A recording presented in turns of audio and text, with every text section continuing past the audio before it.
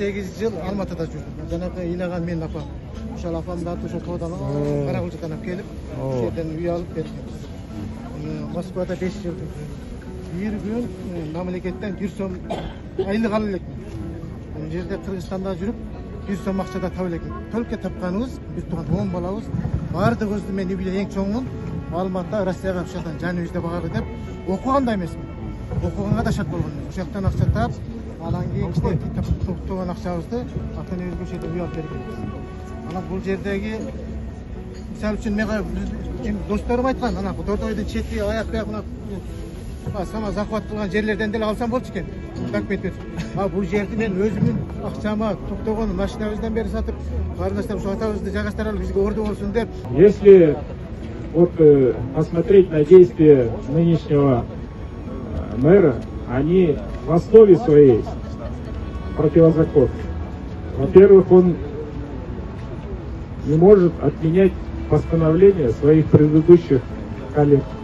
Если опираться на 92 год, в 92 году вокруг Бишкека вообще новостроек не было. Это создает плохой прецедент. Когда в 92 году все земли вокруг Бишкека это были земли сельскохозяйственного назначения. Эти все земли тоже получается незаконно.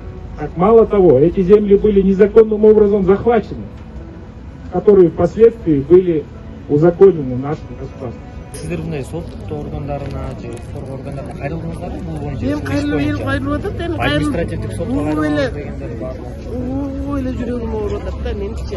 Эми бул билсем эмне болот деп. Мына баарын чапкы айланайын. Документ үстүндө договор бар, чечим бар, тек паспорт бар, мына көчүрмөсү бар. Бар. Ошол мэрден сурагым керек. Постановление бийик турабы же конституция бийик турабы? Ал билиш керек да. Биринчи териштириш керек. Неден башталды? Ким жерлерди берди? Кантип аларды биринчи мыйзамдуулукка чакырып, сот берип, териштирип, анан кийин уведомление бериш керек да. Булар астынан баштабай эле, үстүнөн эле баштабай эле бизди неге мындай жөнөкөй адамдар, постоянно жөнөкөй адамдар ушул бийликтин немесин өздөрүн между собой чече албаган нерселерин жөнөкөй элдер чечип мындай на себя вот этот удардын баарын өзүндө алыш керек. Неге? Биз деле мына Россиялап, Казакстандап, менин иним до сих пор Казакстанда иштеп жүрөт.